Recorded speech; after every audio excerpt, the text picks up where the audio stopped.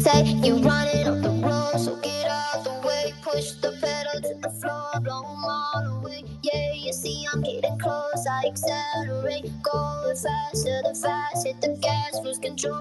Won't crash, running high. Put your money on the dash, through the dice. Lose control, I won't crash, running low. I won't crash, when you slow, I won't crash, running. Take, you running up the road, so get out the way. Push the pedal to the floor, blow 'em all away. Yeah, you see I'm getting close, I accelerate. Going faster than fast, hit the gas, lose control. I won't crash, running high. Put your money on the dash, through the dice. Lose control, I won't crash, running low. I won't crash, when you slow, I won't crash, running. Take, you're running off the road, so get out the way. Push the pedal to the floor, blow 'em all away. Yeah, you see I'm getting close, I accelerate. Going faster than fast, hit the gas, lose control. I won't crash, running high. Put your money on the dash, go to die. Lose control, I won't crash, running low. I won't crash, when you slow, I won't crash, running.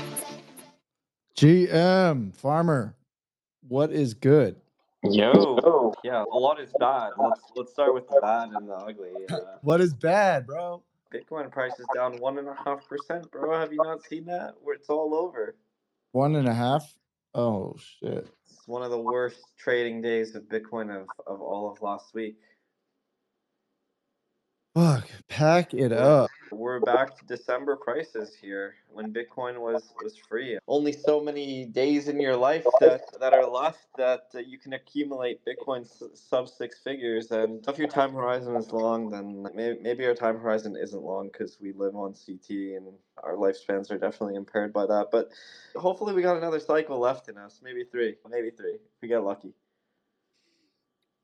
Definitely not lucky, but this is the Bitcoin Builder Show brought to you by Arch. In the bottom right, hit the pill, do something, spam it, help us break the algo to get some more degens in here to discuss this 1.5% drawback on the Bitcoin price. Big deal. But yeah, man, I don't know. I've stopped looking at price. It's done nothing for me. I think I know what's going to happen next, but this market's super unpredictable. So I just stopped. But yeah, what else is on the agenda today? Apparently, there was this rumor that Trump was buying a stake in Binance US, and he was also going to pardon CZ. I don't know if that's true or not, but I think CZ might have actually shot it down saying it's not going to happen. Some other cool things is Starknet actually introduced lightning payments.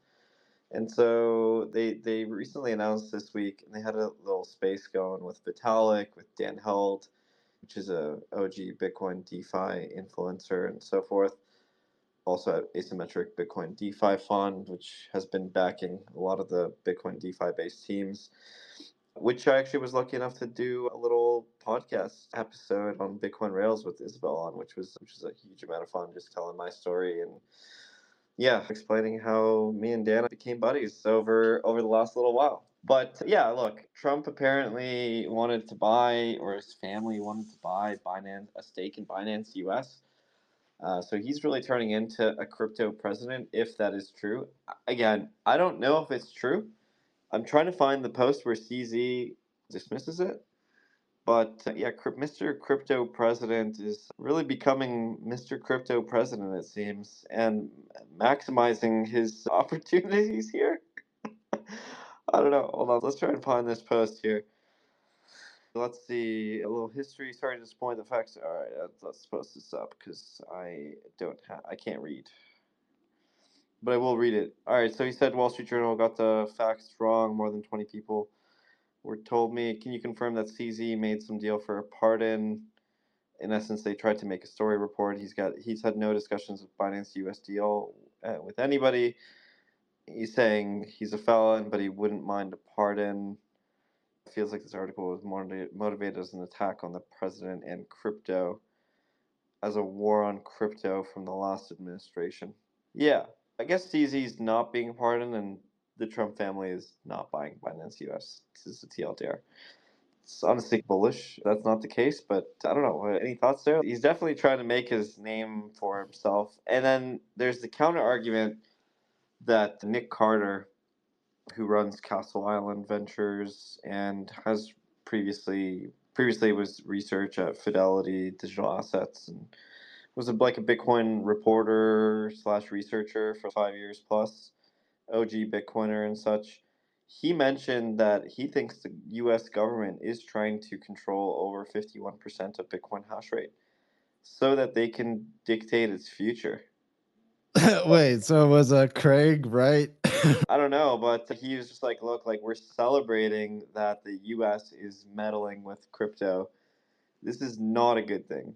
The US government should not control hash rate, should not control Bitcoin, should not have a say into Bitcoin core discussions, but it sounds like that's what they're trying to do. And think about it this way. And look, this is a total psyop, fugazi, brain, what is it called? Conspiracy theory here. The conspiracy theory is that the last administration couldn't stop crypto with regulation. And so the only way to stop Bitcoin, like crypto, is to stop Bitcoin. And how do you do that? You control all of the hash rate in your internal economy.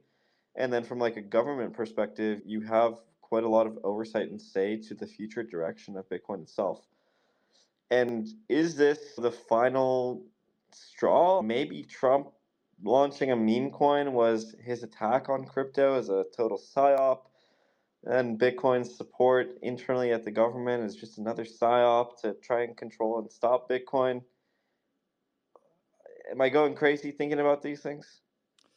Yeah, definitely. No, but it is interesting because I saw, I don't know, there was some kind of thought of, so the US government gets highly involved, 51%, and then claims China does a hack and then forces a rollback is like the worst case scenario of all of this really. And ironically, if that happens, the value of all of this kind of just goes to shit. But who knows by then? I don't think that's going to happen, but it's crazy. We hope for it to happen up to a certain point, which is super weird, but I don't know, that's just the state of where we're at. We want adoption for this, but we don't. So it is going to be this like weird growth of the progression of Bitcoin as it we psyop the government to buy it, and now they're buying our bags. And then what's after that? People don't really think about the steps after that too much, or at least I don't. But maybe Craig Wright was right. He has someone was saying some shit that he has played out this narrative and that's why BSV, etc. But I don't know much about it at all. But it's always fun to mention his name. It seems to trigger people. Yeah, agreed. The other parts that I think are really cool is I recently backed a team called Templar, just as like an angel. I thought what they were building was really cool. I think they're also on a Spaces right now, which is sad that they run the Spaces at the same time as we do. But look, And you back these dudes? Jesus Christ, bro. No, I'm no. backing What? our competitors here. But but here's something really cool, and let me know if you think this is interesting because I was talking to Jan and the experts team because I think this could actually bode very nicely to what they're doing. But imagine a world where you could deposit Bitcoin into or just sign a transaction with your expert's wallet that then sends X amount of Bitcoin with let's just say a deal, like a cross chain deal, saying if you deposit zero point 0.1 BTC, you will be able to borrow $6,000 on X chain in USDC stables. Do you think that's cool? I thought it was pretty neat, and the team's like very well equipped. They're coming out of Near, love it or hate it. Near's still one of the top blockchains out there, and really positioning itself as like an AI based blockchain, but chain signatures or chain what do they call it, chain signatures I think is what they call Chain it. abstraction, I believe. Yeah, just something along those lines. They're building something cool. The CTO actually was very involved in USDC. I think he was ex Circle, and he built the CCTP contracts, so like the omni chain mint and deploy contracts for USDC. And I have a good feeling that they know what they're doing. again, I could be totally wrong, and these guys could just totally blow up. Is this Templar? Yeah, this is Templar. This is Templar. They're calling themselves like a cipher lending protocol, which the TLDR is you don't need an extra wallet, so you could just deposit from a centralized exchange. You could deposit technically from Sparrow and then borrow stables against your Bitcoin stack, and legally never pay taxes. Look, this is in the U.S. Let's call it that, because you're always just borrowing your assets, borrowing against your assets. And if Bitcoin price always goes up, then you can always just borrow more and keep funding your lifestyle and keep doing it over and over again. And when Bitcoin hits $13 million, like Michael Saylor says it will, with 10 Bitcoin, you could be borrowing hundreds of millions of dollars potentially in stables against your Bitcoin balances and never actually have to pay taxes legally, like respectfully, legally. Yeah, I know. No, it's crazy. I was mean, yeah, talking about this with Hawk. Like that is a crazy workaround with the US structure is if you take a loan out, you don't pay taxes on that. Look, like you still pay an interest rate, so there's still it's not costless, right? Like it's not like you're just borrowing for Nothing is, but it is a pretty interesting workaround. Yeah, it is. It is. And then you could in theory basically put your USDC in something like a treasury based protocol and earn 4 or 5% yield on top of your Bitcoin. In theory. That being said, your borrow rate for those stables is likely to be, I would say, higher than the 4% risk free rate treasury long term rate or whatever it is. But I digress. There's a lot of ways that you can, in theory, earn yield. And when protocols are new, they definitely incentivize the borrowing to occur. So you could have a scenario where you're actually getting paid to borrow. Anyways, that's the TLDR. Yeah. First of all, do you think that's interesting? Would you borrow against your Bitcoin balance on Solana, on Ethereum, on Near, like in USDC, for example? Yeah, I think the chain is this is like reminiscent of that discussion we were having is yeah, I think that is 100% what people are open and willing to do with the proven model, right? There is I don't know, it's difficult because Bitcoin maxis want DeFi, but they also want self custody and a lot of these things. And there's a lot of protocol, like networks, even like that, are making this possible. Like Arch being one, near ICP. Like we're rounding the corner on this, and being able to take loans out and use DeFi primitives with native Bitcoin unlocks some crazy potentials. And that's something I would totally do because once you get USDC on Solana or ETH, you can then put that to work as well. It's for the more advanced traders, but also, like you mentioned, you could also fund your lifestyle. And if Bitcoin goes up, you're in a really good spot. And this is different than funding your lifestyle using collateral-based loans on your ordinals and JPEGs. This is These are like USDC. yeah, it's like perpetual lending, basically, or not. There is no, yeah, there is no, what is it called? There is no, you have to return XYZ amount of Bitcoin against your ordinal, otherwise you lose your ordinal. It's just, you just never have to pay it back. It's a floating rate like Aave is a TLDR, but anybody can access it with native Bitcoin rather than having to buy a Bitcoin based wrapper or WBTC, which no one can really get without having KYC'd and you got to do this, that. It's Bitcoin. It's just in Sun now. It's even worse. Everything was chill until you got there. No, I think it's definitely the Bitcoin and USDC have always been something that without a centralized exchange, if you can get those to work or wrap Bitcoin, it's a massive unlock. It's actually been something I've been thinking about a lot lately as well. It's just like with a lot of these new technologies emerging, what are the possibilities? Because it's not so much theory at all anymore. There's a lot of networks. And then what was you mentioned one that I just saw the last few days. I was talking to Harry about it, but Starknet, yeah, you mentioned it too, is like they're starting to explore Bitcoin support. I don't know how far they are. But he's saying that there's a bunch of network. I don't know. It's a crazy time, but a great time for building and for exploring these. And yeah, I definitely would test that out. And then you just gamify it on top. Then you just add a token if you use this protocol. So there's a lot of interesting things there. But How long have they been in development? Or is this like a newer concept or Yeah, I think it's a pretty new concept. They just launched something on testnet, just like a proof of concept version of it. So we'll see how far they go. But yeah, I think it's just relatively interesting. We're starting to get around this. Which chain are you on? Which chain are like you supporting? We're starting to be like less tribal in a way. Although I will say that Luca Nets was really mad at me for posting that abstract made $77.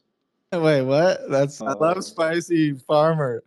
Dude, still one of my favorite ones was the rune or the gamma one. Oh god, I Hold on. fucking There's love this that one. one. Someone posted that there's $77 of app revenue in the past 24 hours on Abstract. And I posted, I believe KOL streaming on Abstract made more than the Abstract chain itself.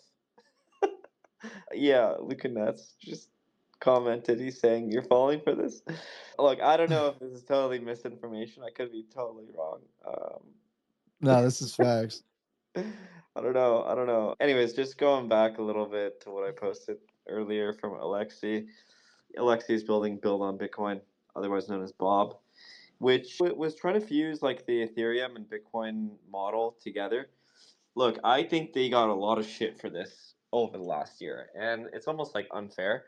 A lot of these people were like, "Oh, like you can't build a Bitcoin L2 that is just built on OP Stack and it's just it's like a fork of Ethereum, whatever L2s." And suddenly, Starknet comes out today, or yesterday rather, with Vitalik of all people, and Vitalik's like, yeah, securing your blockchain on both Bitcoin and Ethereum is a good thing, and having a hybrid chain is gives you both BTC and Ethereum alignment.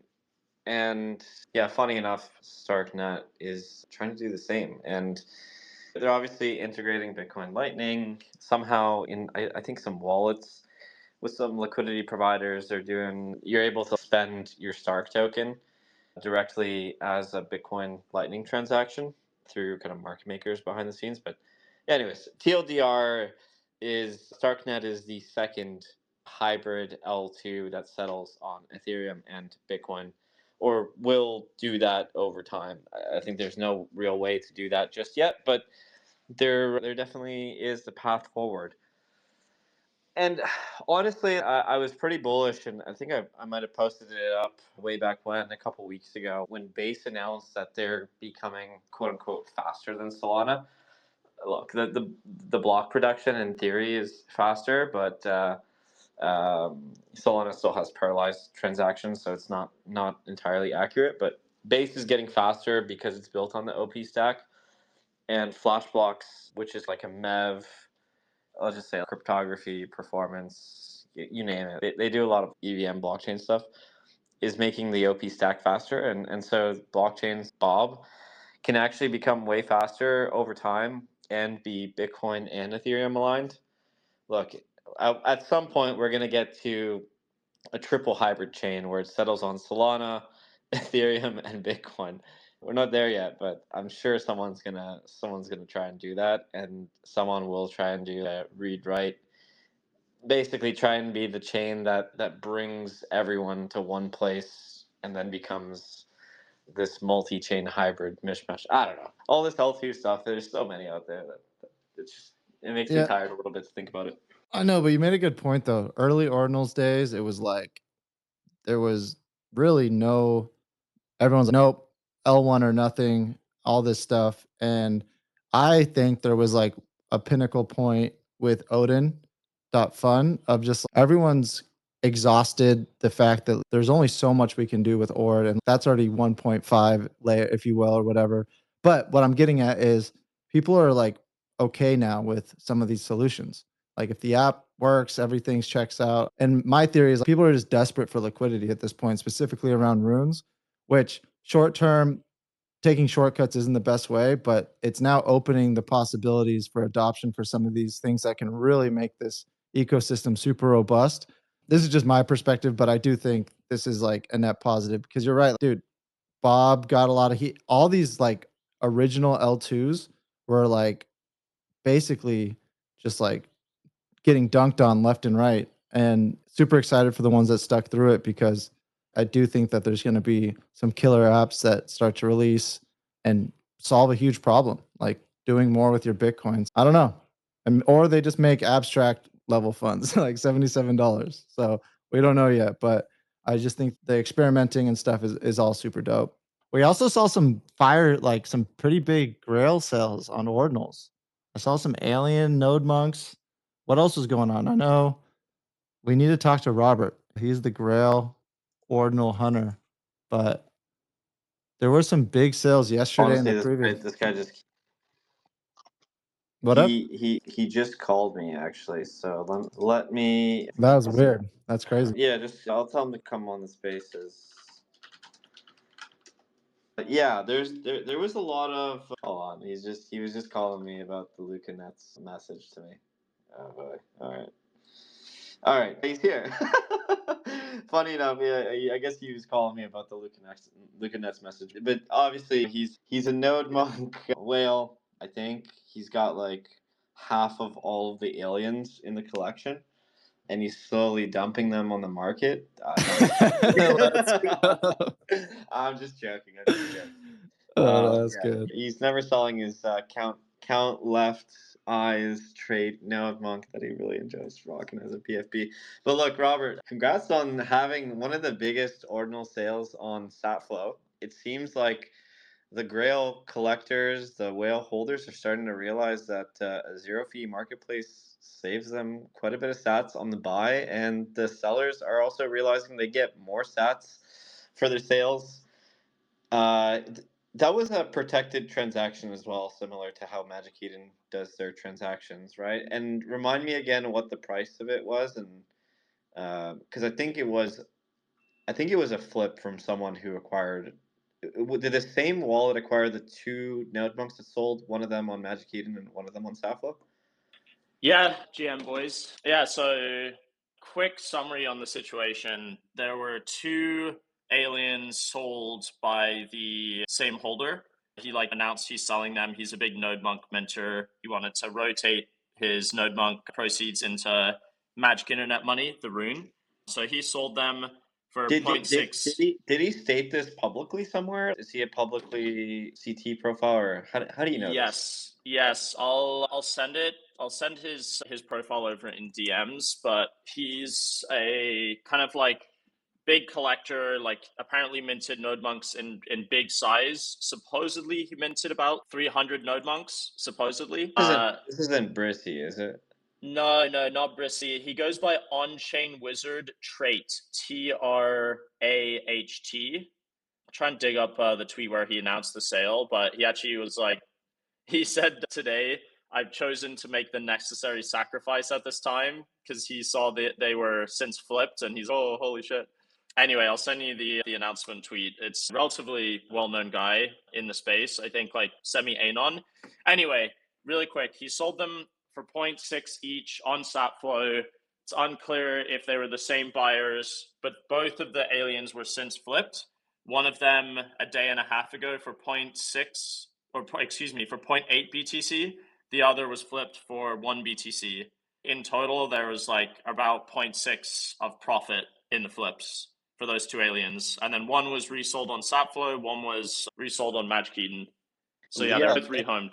And it looked like typically when we see a big Grail sale like this, it brings back a little bit of love for the collection. And it seems like ever since these two Grails sold over the last 3 days or 2 days or whatever it was, it looks like Node Monks are actually one of the top performing collections, and they most recently flipped Puppets, or maybe they were already above Puppets. Haven't really been tracking too much about it, but yeah, it looks like it brought back a little bit of love and attention towards Node Monks as a collection, and maybe just generally a little bit more attention and awareness to Bitcoin ordinals themselves.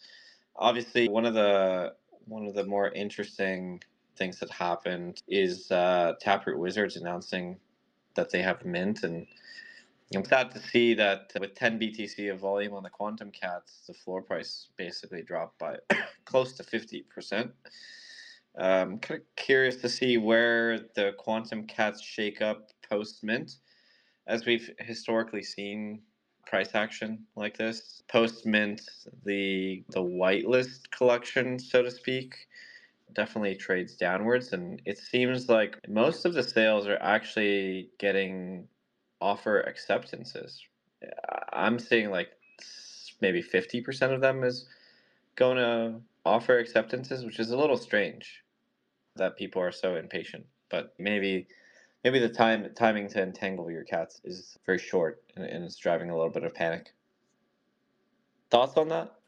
Yeah, I think the market here is showing maybe a signal that the mint price is too high, right? I think that's a natural reason for cats to sell off post announcement here.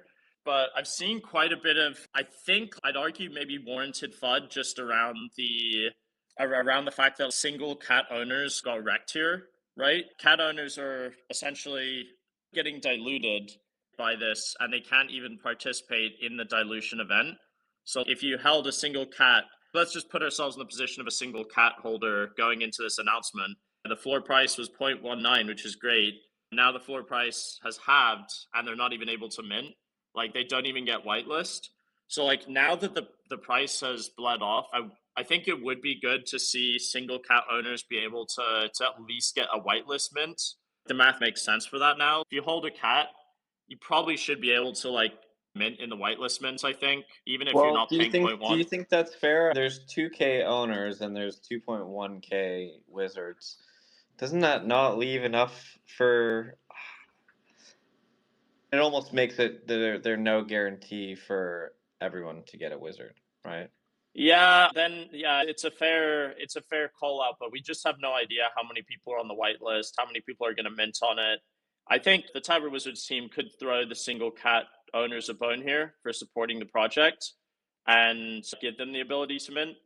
So that's, I don't know, that's just my 2 cents on maybe something that could be done here. But Do you think that would be fair? Because I think a lot of people have bought an extra cat now, and then it's just going to cause more selling. yeah, but their cats are worth 0.1 and they can mint for 0.1.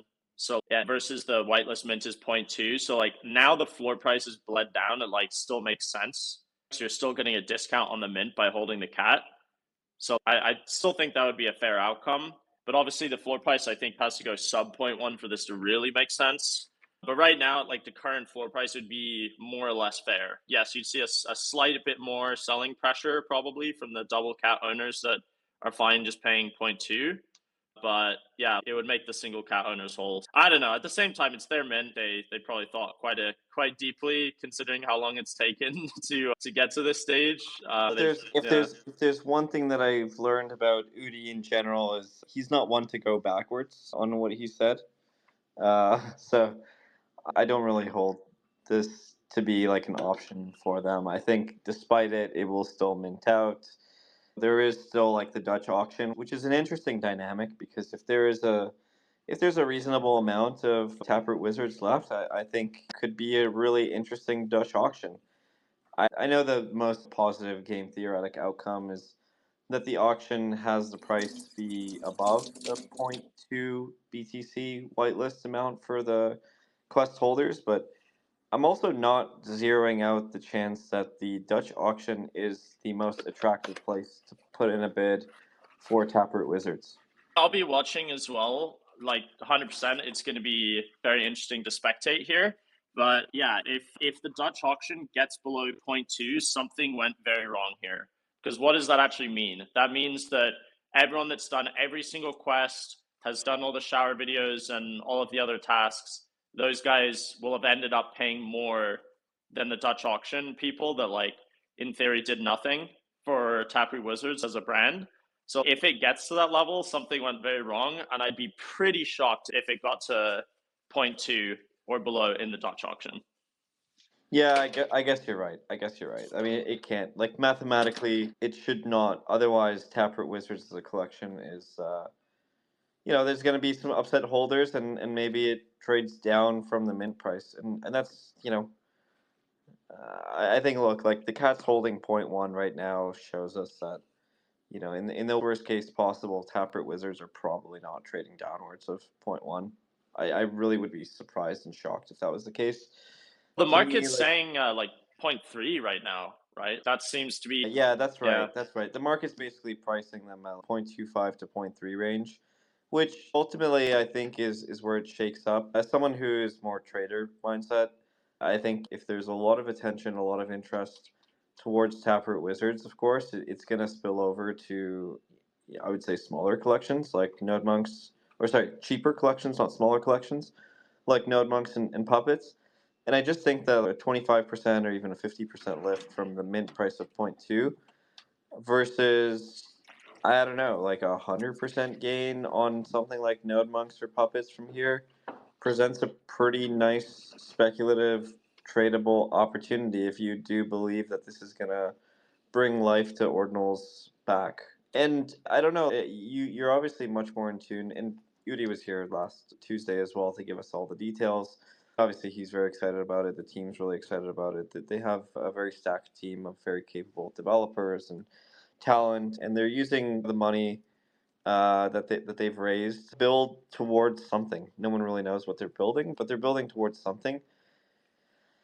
And I think there probably is some level of tech that people are expecting the Wizards team to build over time. And does that lead into a future token? I don't know, but I think that is a good proxy if we've seen it work out, the token level speculation from Pudgy Penguins, the token level speculation from, what is it, the anime token of Suzuki. You see the token level speculation from Doodles. There's probably going to be some level of token speculation towards Taproot Wizards. And is that enough for the floor price to be 0.5, 0.6? If we benchmark the Pudgy Penguins as the most likely outcome, it's very much possible and in realm. And Wizards, there's only 2,100 of them. That's a collection size that's a fifth of the size of Pudgy's and any other collections. Granted, you still have the Quantum Cats to take care of, and maybe they don't. Maybe they just get excluded from this entirely as being an art only collection. I think that's the direction that Udi is really like positioning this at. 2,100 Wizards team, Wizards token, maybe in the future next cycle. I don't know. It could be a really interesting game theoretic design here. That they have a lot of cards. They have a lot of cards to play with, and I just wouldn't put it past the Wizards to not trade below the mint price as well. So it's still very much like what people think is a grail asset on Bitcoin, nonetheless. Yeah. Right now, the market, let's take the Quantum Cats floor price as at face value.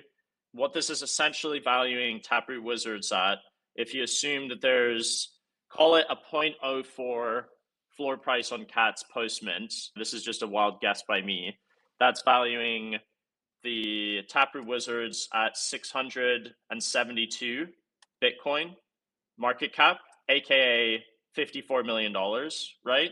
Just as a benchmark, Node Monks are 36, OMB is 20, Puppets 33. So this is the most expensive floor price collection in ordinals, is what the market is valuing at right now, assuming that the current Quantum Cats floor price holds. And what are we working with on the ETH side? CryptoPunks are 70 mil. So like the market is actually valuing this, 700 mil. I think I've got my math there wrong. So 700 mil. So just as a benchmark, it seems that the market is valuing Taproot Wizards, the collection, a little less than 10% of CryptoPunks. It's an interesting metric, right? And then on the, let's look at Pudgy's, 8,000 supply, 8 ETH floor price, kind of like trying to do the math right now on that, but I think that's definitely more. It's valuing it at 79,000 ETH.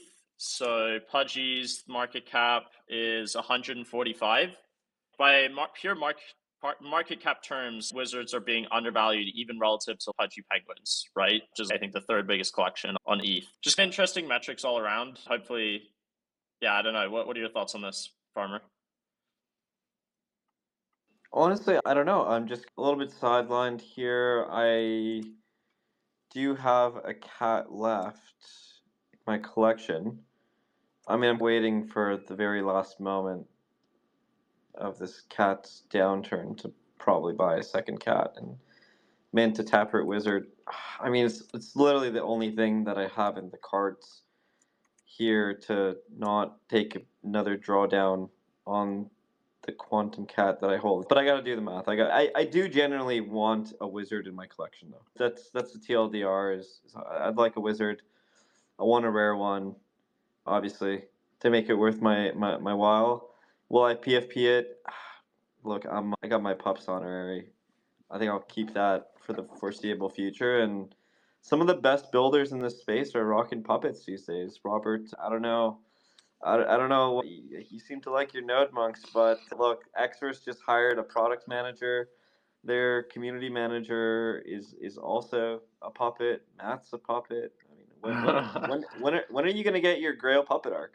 I got a bunch of puppets, honestly. It's not like I'm not bullish on them. Honestly, it's just, I will confess, a bit of personal bias. I was involved with the node monks pretty early on in an undisclosed shape and form. Just have a inclination towards them. Never participated in the puppets mint or anything like that, and I bought them much higher. So yeah, just I think it's just a natural bag bias, to be honest. But like the puppets, would consider rocking one at some point. Yeah, you got to have a rotating schedule as Mr. Statflow founder here. That you got to go where the volume is at. So far, I'm seeing the most amount of volume on Quantum Cats. To be honest, though, to be honest, I think my next PFP change will probably be for Maven's Bot's 10K Wizard Collection. I'm really hoping for one of those grails, like the gold grail wizards from their 10K. They just, in my opinion, look so good. Like, they really stand out, and it looks like there's already some really fun rarity trading there. Just from a pure collector trading standpoint, bit of context, I traded a lot of punks back in the day, flipped a lot of them, really enjoy trading traits when it comes to NFTs. And I think node monks have the clearest, strongest, best trading in and the most fun traits in the ordinal space. The market clearly agrees there. And it's looking like Bitcoin Wizards 10K will also have some pretty interesting trait dynamics. So really looking forward to that one. I'm certainly going to be minting. Can we chat about this? Because I think much more on the collection as a marketplace founder and an ordinals enjoyer, far more than I am. I think I'm more of like an ordinals trader, and I just like flipping things for more sats at the end of the day. Try not to have a bag bias or emotional bias, but of course these are something that I can't get rid of for a lot of reasons, I think. But look, let's chat about the 10K collection. My understanding of it is that it was entirely built by the community, right? Like it's a community art submissions process. And so how are we getting traits if that's the case? Yeah, so I think there are some community-led ones, and honestly, there's a lot of unknowns here. I'll just preface, and these are mostly just blind guesses. Like, when it comes to the Wizards, the community, I think, is just submitting their own ones. But what does that even mean? Does this mean that Maven's Bot is selecting some of those that he likes to add to the collection, and then using that for inspiration to build the full 10K? Does that mean that some of those traits are getting reused? Does that mean they're like the one of ones in the collection? There's a lot of unknowns here, but what we do know is that Maven's Bot and the Bitcoin Wizards team have teased like some of the Grail, like rare gold wizards. So I think it's safe to assume there will be some like trait-based thing going on here, right? Yeah, there will be trait trading for the Bitcoin Wizards 10K. But yeah, like exactly what this 10K shapes out to be is still an unknown.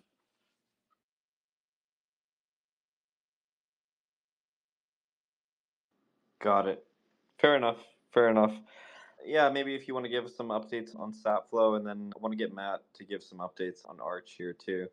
It's been a while since I've heard the man speak. He's been really busy and almost unreachable from Denver. Yeah, why don't we hear from Matt? I'd love Matt, love to hear some updates. Give us some juice. Give us the updates on the latest on Arch. I see a lot of people cooking XP points. I don't know if you're on a call like you typically double tandem the spaces and meetings, but thumbs up if you're able to speak. Yeah, GM guys, I'm here. What's going on? You're back from vacation, I heard, right? No vacations. Like even before Denver, it was like a 2.5 week road trip. We went to Penn Blockchain, did some meetings and spoke on a panel there. Got to meet Kathy Wood, which was pretty cool. And then it was over to Mountain DAO, which for those who don't know is like a Solana organized hacker meetup in Salt Lake City. So we hosted a few like meetups and workshops there with a few teams, and then straight to Denver. And Denver was pretty wild. So just been pretty heads down building, to be honest, working with a few of the teams, getting them ready for their launch and all that. And we just brought on a head of eco, Caleb from Big Brain Holdings came on to join us as our head of ecosystem. So he's been getting integrated and working with the teams, getting them introduced to investors as they gear up for their raises. And yeah, it's exciting times.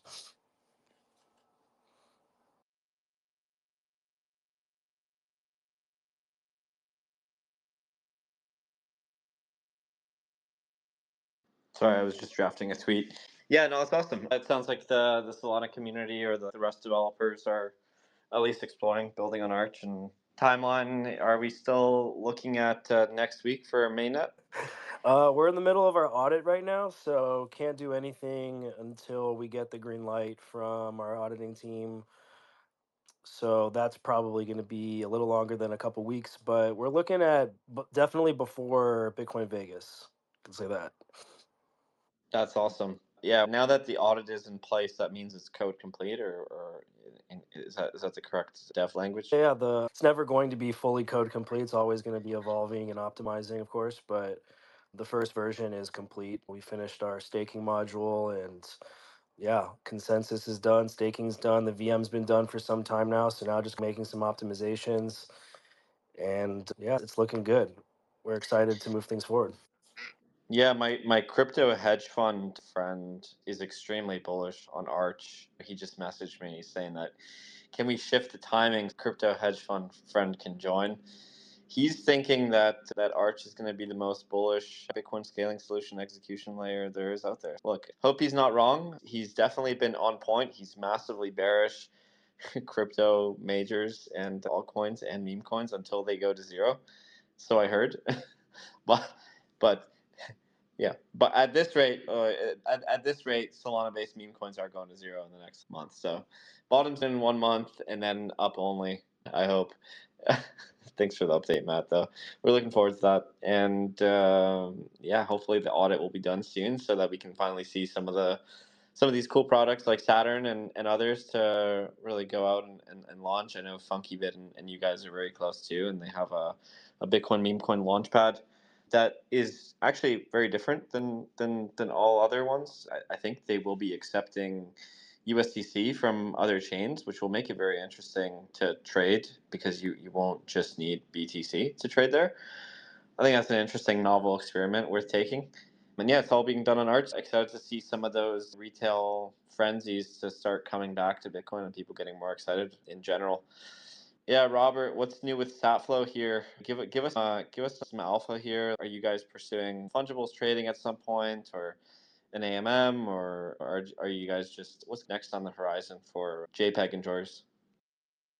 Yeah, so happy to talk a little bit about some of the more newer stuff that we shipped recently. We actually haven't announced this either yet, but we just shipped in mempool trading on Satflow. Yeah, there's some pretty cool like quirks and features you can try now. If you move assets between wallets, or let's just say someone sends you an ordinal, whatever it is, or runes, you can actually list that for sale on Satflow before it's even confirmed. It can be bought and then relisted again. So we're pretty hyped that theoretically we're bumping up the theoretical throughput of like volume that can occur on the L1 side. Yeah, I can't really say too much about like AMMs or anything beyond that, but yeah, it's a pretty cool experience. Like, I know a lot of folks here have used mempool.space, but that's the level of speed that we're talking about now. Like when someone sends you runes and ordinals, like it will literally show up in your wallet like in under 1 second, like the second it touches the mempool. So it's bringing like a much like faster feeling experience to Bitcoin native asset trading and portfolio management now here on Bitcoin L1, the slowest of all of the L1s, obviously. Yeah, we're pretty hyped that this bottleneck, which is block settlement, is now removed on Satflow. Yeah, you can try it out just on satflow.com today.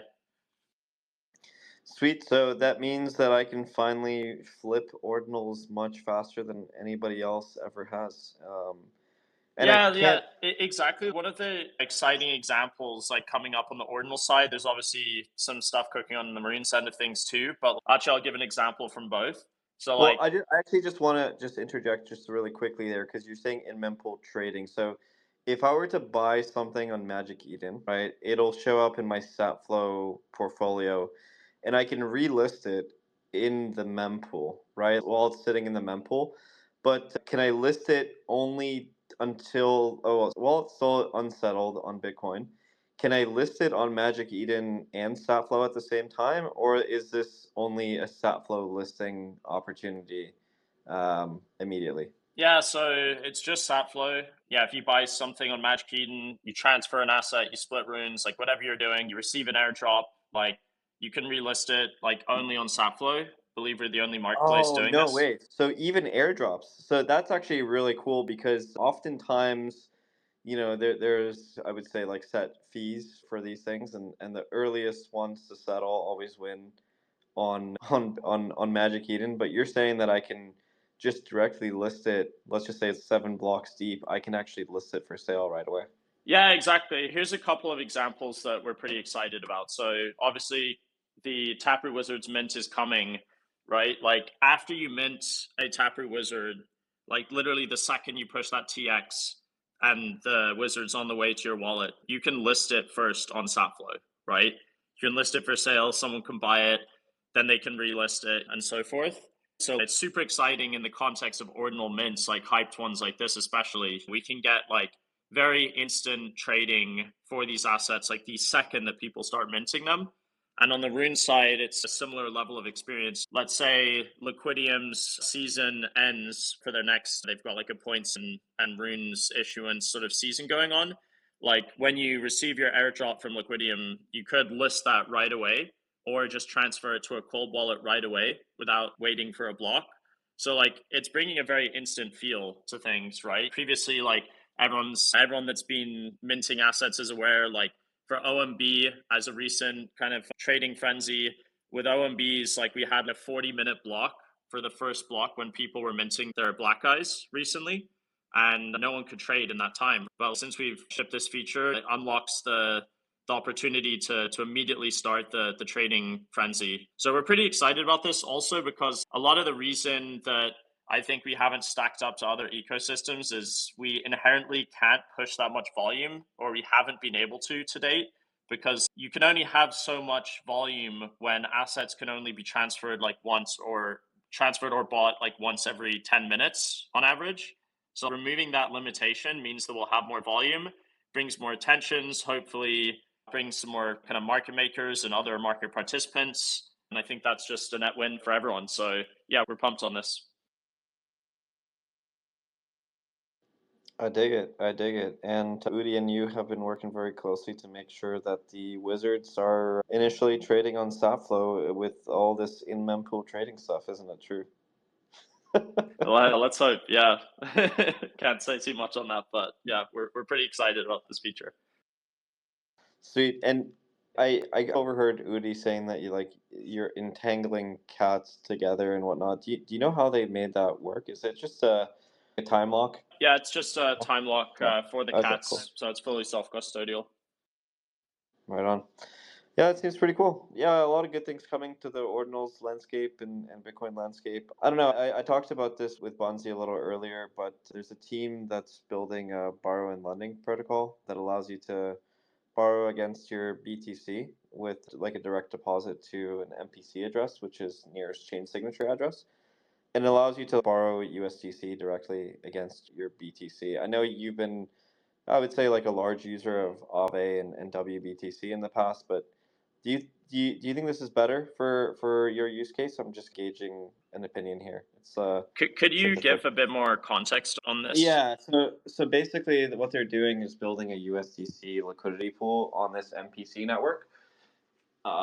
And then you'll be able to deposit into that MPC network and sign a transaction stating that once my Bitcoin clears on the MPC network, they will issue a USDC, a set amount of USDC on your destination chain. So I could say I'm depositing 1 BTC and I'm borrowing $60,000 against it at a 70% LTV. But I want that USDC on ETH L1, or I want that USDC on Solana L1, or I want that USDC on Near, for wherever you want it from, like a destination chain. Thoughts on something like this? Yeah, it's interesting. I like the idea of more trustless solutions to borrow dollars against Bitcoin. That's obviously a net win. This is just off the top, so take it with a bit of grain of salt. But I think the problem you have with a lot of these products is that the liquidity is extremely deep now for Coinbase BTC, for Wrap BTC on Ethereum and Solana. Like, these products have like billions and billions of dollars in liquidity and a lot of surrounding infrastructure and obviously liquidity stickiness because they were first to market. And yes, as a Bitcoin holder, I like the idea of a more non-custodial solution. But if I'm getting a way worse fill rate, or I have additional smart contract risk versus something that's more battle tested, like an Aave or similar, then I'm going to be naturally a bit more skeptical on these products. But like, at the same time, like the continued sort of like building in this direction is obviously a very net win for the space. Like, I do look to a future where hopefully we have a sort of more trustless, permissionless bridge between Bitcoin and these other deep liquidity like L1s, like ETH and Solana. So like, the more experimentation, the better for sure. But as far as what is the incremental solve on my problem? Yeah, I don't know if I really see it yet, but I'm still optimistic that the trustless solutions offer a better experience. That is, I'm just looking at it right now, and there is $3 billion of USDC available to be borrowed. That is nuts. At a 2.79% APY. Holy shit. Wait, on which? This is on Aave, this is on L1 ETH, I think. Yeah. Yeah, and that's just L1 ETH. That excludes like Base, where there's obviously deep liquidity now for Coinbase BTC. Yeah, like they've got deep liquidity on ETH and Solana. So yeah, like these products are really tried and true, battle tested. But again, is there still an improvement to be made? Yes. Like, these are custodial solutions right now, right? They're really not that permissionless, aside from the borrow lend and the kind of use of funds being permissionless. But you're holding a custodied asset as opposed to like some sort of safer Bitcoin or whatnot. Yeah, I guess the safer Bitcoin is always like debatable. This one, it's not a wrapped Bitcoin, so in theory, it has a smaller tax impact or no tax impact because it's depositing your Bitcoin into an MPC address. You could argue that's just wrapping and minting, but anyways, there's a lot of ways to slice it from a tax perspective. But yeah, appreciate the take on that. And yeah, I know you're big on this like cross-chain stuff as well, with spending other tokens to mint to mint. Yeah, I think you and Udi talked about it last time, and I just briefly heard about what you guys were saying. And Udi's enabling spending Solana and Ethereum, is it, for minting or in the Dutch auction? Do you remember what how he's doing that? That's right. I think in this case, I believe all that's happening is they're literally accepting Solana and issuing ordinals directly to users, right? Like with Phantom, as Udi called out last time, you have a Bitcoin address and you have a Solana address. So it's really easy to like make the flow quite frictionless. They just see your two addresses, they see that you sent them Solana, so then they send you a Taproot wizard, right? Seems to be that simple. I believe that's all that's really going on. I guess it does get a little bit messy if Solana prices volatile. Let's just say you deposited Sol, and I deposited ETH, and I deposited BTC, and there's many people in this Dutch auction. What the heck is their Oracle reference price for people receiving these things is my question, because Sol and ETH, they move really rapidly, right? So I don't think it's ETH too. I think it's just Sol. Is it just Sol? Okay. Yeah. All right. Never mind then. Then it's just Sol. So Yeah, I'm curious how they balance the Dutch auction reference pricing because one asset is way more volatile than others. And I'm assuming they use your the dollar reference price at the time of deposit, either for Bitcoin right, or Sol. That'd be a pretty easy way to solve it here. I don't think right. it's anything really complicated aside from that. I'd imagine they're just raising the dollar terms here. Maybe they use the Sol BTC reference price to figure out how much relative Bitcoin you deposited, and it's all denominated in BTC. But either way, I'd imagine it's just, at time of deposit reference price, whatever the pair they're using. Got it. Got it. Yeah, that's pretty cool. I always just hoped that someone would create a mint. Two things. I wish someone made like a mint page that allows you to mint in any currency that you choose. I think that's one thing that I think would be quite novel from like an omni-chain perspective. And then the other part that I think would love to see someone build is like a Dutch auction page similar to this that allows you to start minting things in a Dutch auction way. I genuinely just love the NodeMonks Dutch auction style mint. And I think it really works out because the market truly prices it where it should be. And if you value these things at 1 BTC and it settles at 0.03, well, you just got more of them. And that's a net positive for you. But I really do like Dutch auctions for minting. I think it's just a market driven dynamic and it goes where value flows and it settles. So I don't know. Have you heard of anybody building something like this, like a Dutch auction mint page? Or I think at some point you were trying to build something like that. Yeah, like that, it'd be definitely cool to enable omni-chain approach. I think more generally for trading, I think this would be great. There's a thread recently about what should CryptoPunks and Yuga Labs be doing for their marketplace. And for me, the obvious answer is, why can I not buy like a CryptoPunk with a credit card? As crazy as that sounds, or like, why can I not use base USDC to buy I a mean, crypto? no one's credit card limits will allow them to do that to begin with, though. I saw your tweet, but Sir, look, for no, yourself. Speak for yourself. I don't think any credit card company will allow for buying JPEGs with a credit card balance. It just look. I No, think no, there's no. So limitations on you pay. joke about this, but the reality is MoonPay is actually pretty tried and tested now, battle tested for onboarding normie users into crypto. And occasionally you do see, and they do the most of this business, users that just want to buy Bitcoin with a credit card, right? Coinbase allows you to do this. MoonPay kind of Yeah, but I enables the think there's always rails. limitations of up to $1,000 or $500, is it not? Yeah, fair enough. But again, these guys are pushing the needle forward as much as they can. They're trying to make it as frictionless as possible. The objective is that you can connect an ACH account, like a bank account in the US, buy crypto, like point of sale style to buy assets in crypto. Like they're the best at it. But even beyond that, the credit card example is like maybe a little far fetched, but it's not far fetched to say I want to buy a CryptoPunk with Bitcoin, and the rails for this exist now, or I want to buy a CryptoPunk with USDC on Sol. The rails exist for this with Wormhole I and mean, others. didn't Trump already do this with his Trump NFTs? He enabled people to buy Trump NFTs with their credit cards, I believe. Like he Yeah, was but the original innovator. this is, I'm referring to secondary trading where like you need to remit payment to the seller in a specific cryptocurrency like Ethereum, right? Like when you're talking about Trump or even Tapu Wizards, like this is a centralized entity. You're sending money to them either way. Like you could wire them money, frankly, right? Like it's just and they'll issue the asset. Like it's ultimately just them as the asset issuer, but it's a little different from the secondary perspective.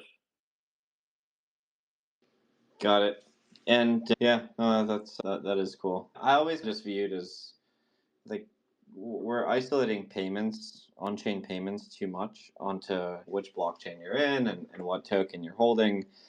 I think the future is everything is a spendable currency. Even your meme coins, quite possibly, could be that, and it just auto settles and auto sells into a liquidity pool. And It is like it actually really is. Obviously, I wouldn't recommend this because you're getting bad slippage and fills across the board.